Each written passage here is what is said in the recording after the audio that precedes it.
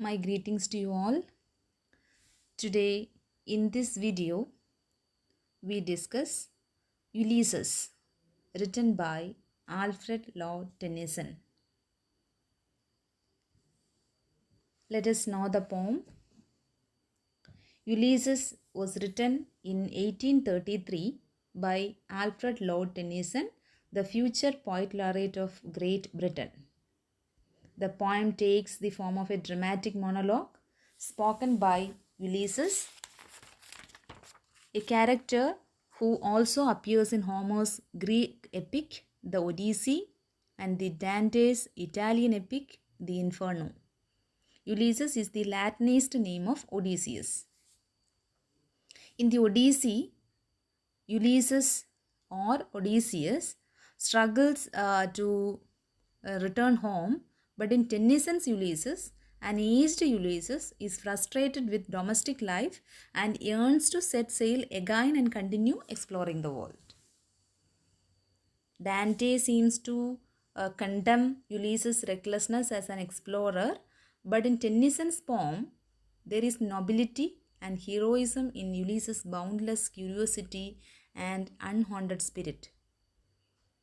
Ulysses expresses frustration at how dull and pointless in life now seems as king of Ithaca, trapped at home on the rocky island of Ithaca.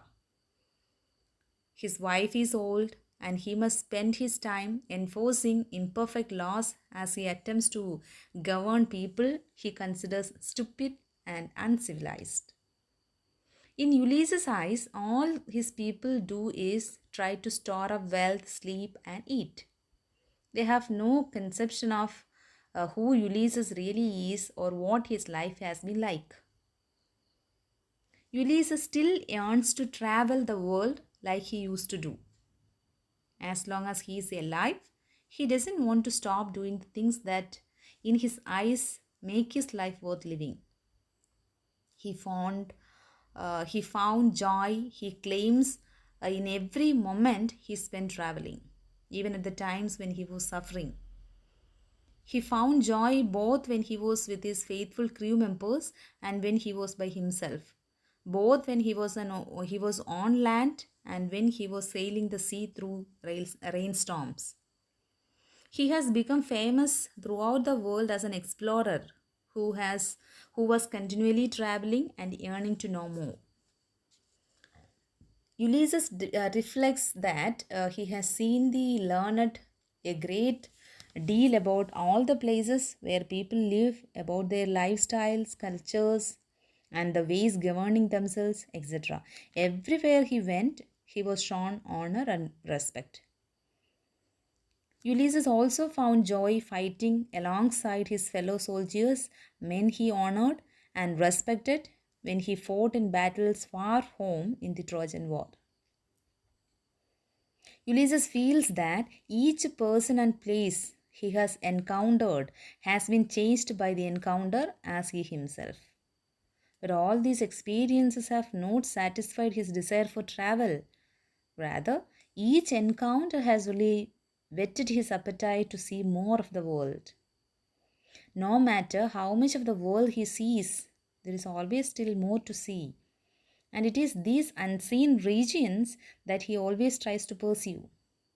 Ulysses exclaims that it is boring and unsatisfying to stay in one place and stop doing the activities that defined your life, comparing himself to a sword that has been allowed to rust uselessly away rather than being used gloriously in battle. Merely being alive doesn't mean you are true living. That is what he says. Ulysses feels that multiple lifetimes would still have been too little time to do all his wishes to do. And he is almost at the end of the one lifetime he has. Still, every hour has that he has left to live before he dies, the potential to bring new opportunities for action. It would be disgraceful, he feels, to sit tight at home and just try to eat and stay alive for a few more years, when even as an old man, his greatest desire is to still explore the world and keep learning more. He wants to go beyond the limits of what humans have been and known. And the way shooting star seems to go beyond the horizon when it falls and disappears from sight. Ulysses then starts to describe his son, Telemachus. Telemachus is the son of Ulysses, who still inherits Ulysses' role as a ruler of the land when Ulysses dies. Ulysses affirms that he loves his son, who is conscientious and thoughtful about how he will best carry out his responsibilities as a ruler. With patience and judgment, Telemachus will work to civilize the fierce, wild people of Ithaca and make them more gentle and gradually teach them to devote their lives to productive civic activities. So, here you could see Ulysses is having a very poor opinion about the people of Ithaca. Ulysses cannot find any faults in Telemachus. He devotes his life to the responsibilities of his role. He pays proper respect to the people and his parents, and after his father dies, he will continue offering appropriate sacrifices to the gods that Ulysses most honored. So Telemachus is well suited for the role of a ruler, just as Ulysses is well suited for the different role that means the role of the explorer. Ulysses looks out towards the port, where the wind is blowing in the sails of the ship and where he can see the wide, dark sea.